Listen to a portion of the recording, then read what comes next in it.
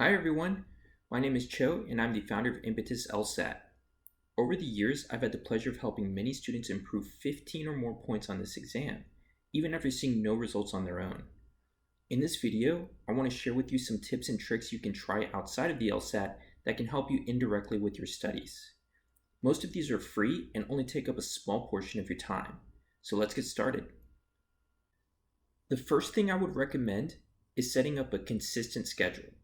Most people think you need to devote a crazy amount of hours on this exam and treat it like it's a full-time job. But in many cases, this is not effective and may even be counterproductive. Keep in mind, it's not about how long you study, it's about how efficiently you use your time. Ideally, you should spend 2 to 4 hours per day studying, but we need to make sure that this time is actually focused. Let your friends and family know in advance that you will be studying during that time so that you will not be disturbed. Get rid of any distractions. I know a big distraction for me is my phone.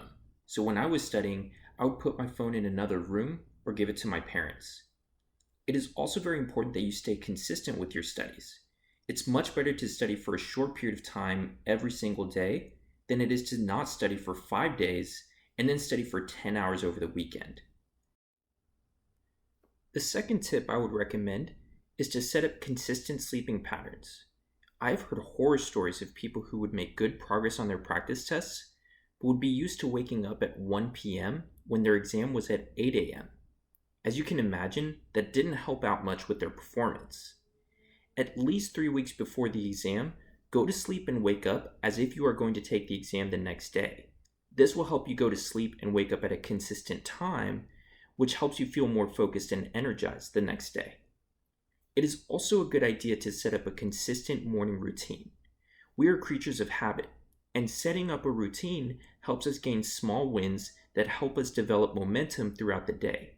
It also helps us feel more in control heading into the exam. The third tip is to believe in yourself. If you go into every study session thinking you will not improve, it will become a self-fulfilling prophecy. Mindset is one thing so many people overlook when it comes to this test. Sometimes it is easy to get so caught up in our goals that we forget about how far we have come. When you start to feel those negative thoughts creep in, don't forget to think about how much progress you have made so far. If you are struggling with a particular concept, remind yourself that you can overcome this step if you just keep trying. Do not ever tell yourself you are dumb or incapable, as that will only be discouraging and will make you feel like giving up. When you miss a question, try not to think of it as a failure. In fact, the fact that you missed the question on a practice test and not on the real exam is a good thing.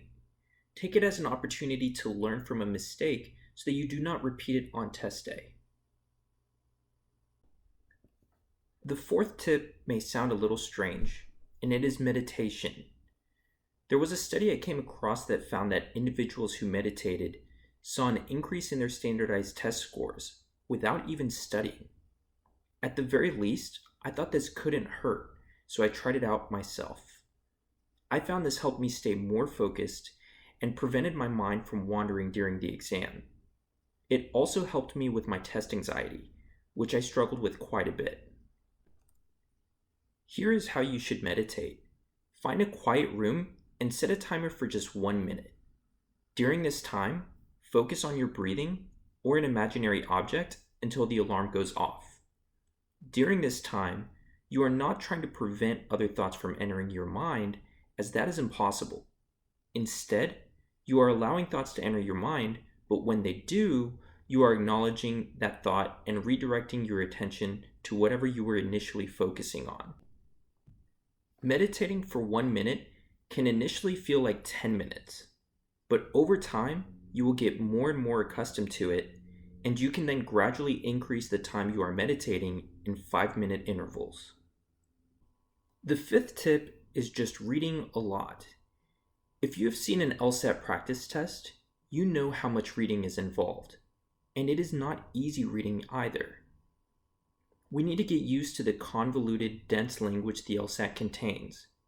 We can do this by just devoting 15 minutes a day reading articles that are similar in both content and structure to what you will see on test day.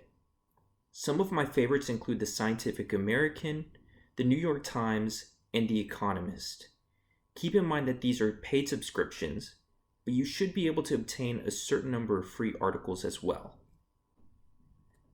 The sixth and final tip I have for you is to play brain games. This tip will especially be helpful for those of you who are struggling with the logic games section.